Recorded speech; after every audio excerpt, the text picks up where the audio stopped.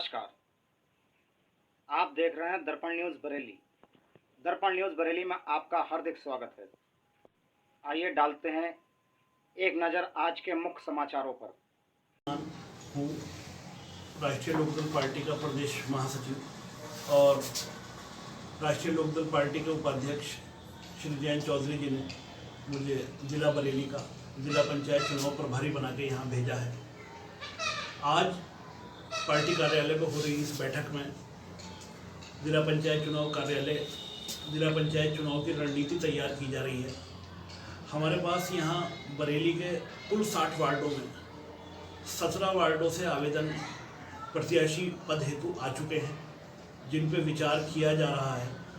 हर ज़िले में हमारे यहाँ राष्ट्रीय लोकदल की एक समिति बनाई गई है, जो चयन समिति लोकल स्तर पे पार्टी के पास आए हुए आवेदनों की समीक्षा करेगी और उस समीक्षा के आधार पे मुझे और अध्यक्ष जी को उससे अवगत कराएगी। बागर अली जी अध्यक्ष मेरे साथ बैठे हैं।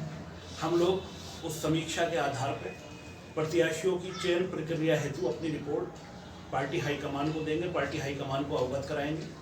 उस पर पार्टी हाईकमान हमारे समर्थन को फाइनल करेगी कि हमारा समर्थन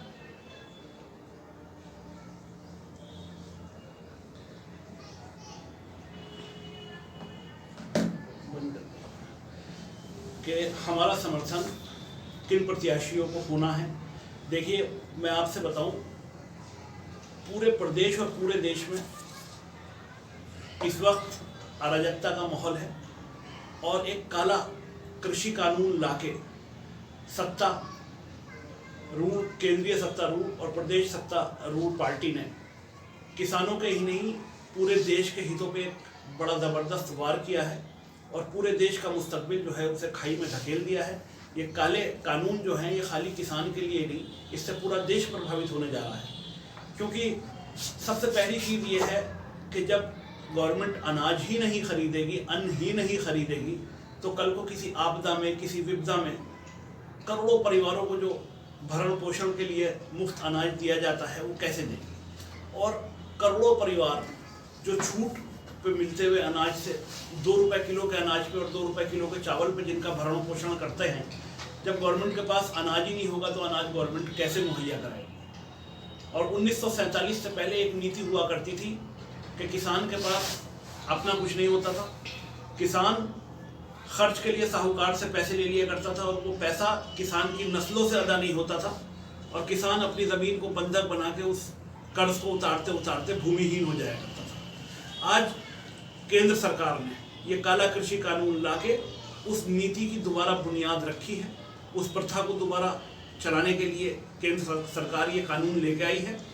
जब किसान को तकनीक भी प्राइवेट कंपनी देगी, बीज भी प्राइवेट कंपनी देगी, खाद भी प्राइवेट कंपनी देगी, तो कोई लोन देने वाला बैंक किसान को नहीं होगा। किसान को अपनी ज़रूरतों के लिए लोन भी प्राइवेट कंपनियों से ही लेना पड़ेगा, जिसे किसान कभी नहीं उतार पाएगा और भूमिहीन हो जाएगा।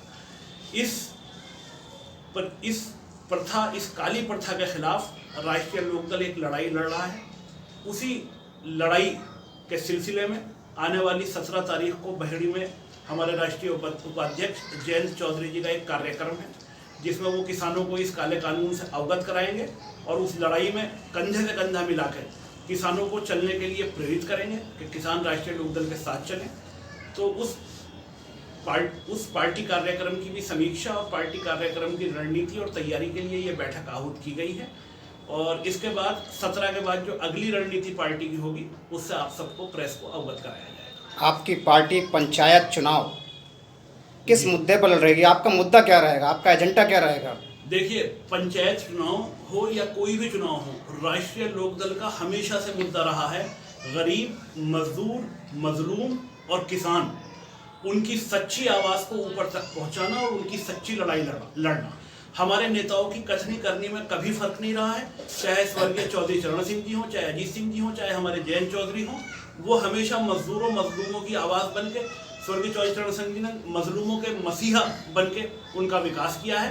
वही मुद्दा हमारा हमेशा था, वही मुद्दा आज रहेगा। ये बताइए, बिहार और यूपी के किसान इस आंदोलन में भरपूर समर्थन क्यों नहीं कर रहे हैं? क्या वजह हो सकती है?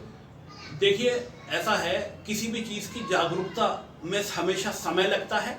बहुत जागरूकता आई है यूपी के अंदर, बिहार में भी जागरूकता आ रही है, यूपी से बड़े बड़े जत्थे बॉर्डर पे भी जा रहे हैं और बड़ी बड़ी मीटिंगें किसान आंदोलनों में, किसान महापंचायतों के अंदर इकट्ठी हो रही है। जागरूकता को पूरी तरह से आने में समय लगेगा और एक दिन ये जागरूकता देश के आखिरी कोने तक पहुंचेगी। हर किसान जागरूक होगा और हर किसान कंधे से कंधा मिला के सहयोग करेगा।